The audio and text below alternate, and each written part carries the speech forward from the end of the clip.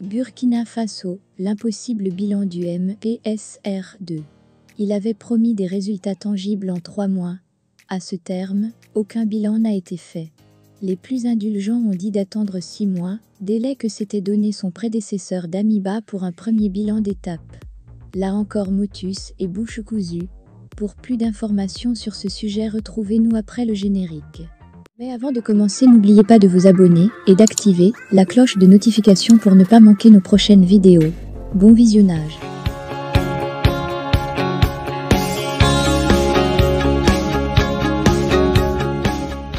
Alors on s'est dit pourquoi ne pas lui donner les 8 mois de la durée totale de la gouvernance de Damiba. Une fois de plus, silence total. Pourquoi le MPQR2 EIB fuit-il tant ce devoir de redevabilité, ce bilan qui devrait, si on écoute ses partisans, être à leur honneur? Le patriote, ce n'est pas seulement celui qui bombe le torse pour hurler et chanter à plein poumon son amour pour la patrie ou même pour affronter les pires dangers.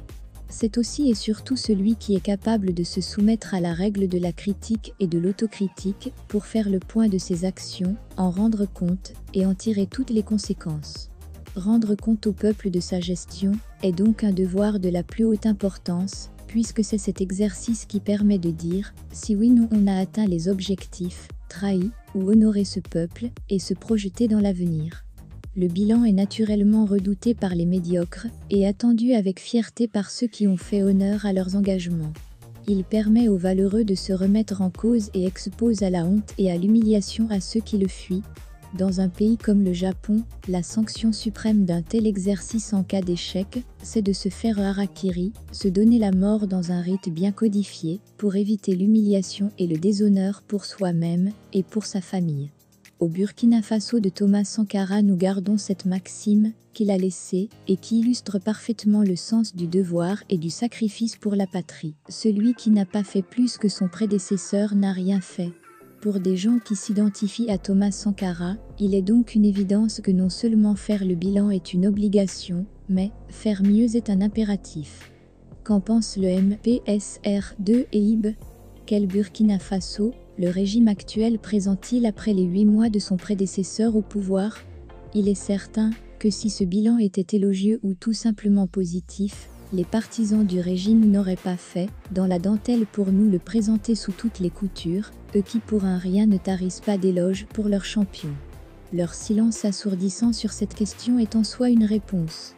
Pourtant il y a eu du positif, avec l'acquisition de nouveaux équipements pour nos forces combattantes, l'augmentation du nombre de ces combattants, avec les recrutements massifs dans les différents corps des FDS, mais aussi et surtout des VDP, la mobilisation réelle des populations autour de la cause nationale à travers l'effort de guerre, et l'acceptation des mesures qui ont entraîné l'explosion du coût de la vie. Le pouvoir ne semble pas en mesure de s'approprier tous ces points positifs, qui sont la résultante d'une part d'action qu'il n'a pas initiée et d'autre part du patriotisme des Burkinabés qui n'a pas attendu IB pour s'exprimer.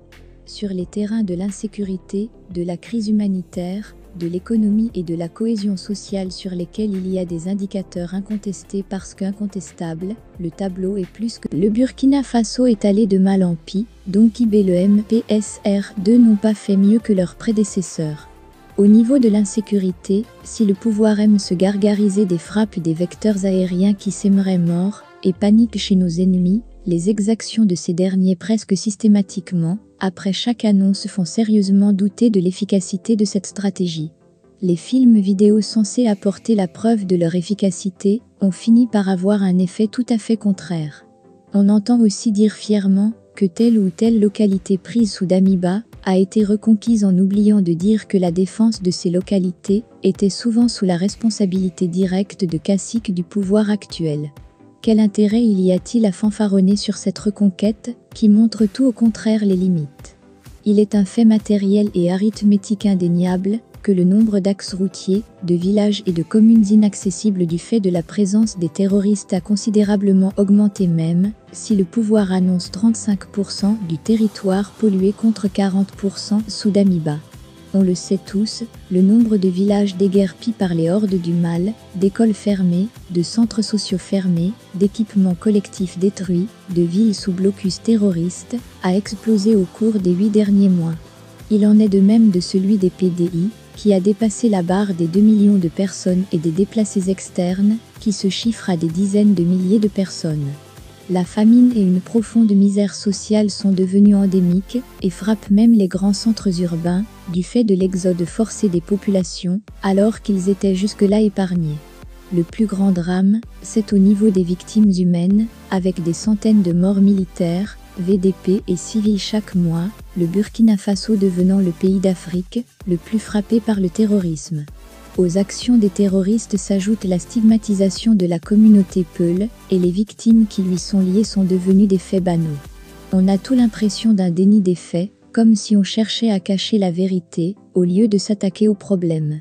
Ainsi on a mis fin aux deuils nationaux, quel que soit le nombre des victimes, aux enterrements publics avec tous les honneurs, aux décorations et reconnaissances des actes de bravoure sur le terrain. Le poids de la guerre s'est considérablement accentué sur les zones urbaines du fait de décisions politiques iniques, qui alourdissent le climat sociopolitique, et de mesures économiques, qui tendent à précariser le tissu économique.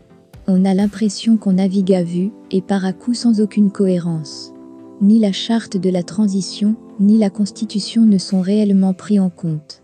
La vie de la nation est écartelée entre patriotes et apatrides, entre nationalistes, panafricanistes et ennemis du peuple et agents locaux de l'impérialisme, entre partisans de Prohib et ennemis de la transition, une nation divisée artificiellement, comme pour la distraire de ses véritables problèmes, ceux identifiés et fixés par la charte de la transition et l'accord de cession du pouvoir entre le président Damiba et le capitaine Traoré le 30 septembre 2022, le tout sous l'ombre de la Constitution. On comprend dès lors pourquoi ni le MPSR2 ni IB ne peuvent se risquer à faire un bilan. On comprend aussi pourquoi ils empêchent les autres de le faire.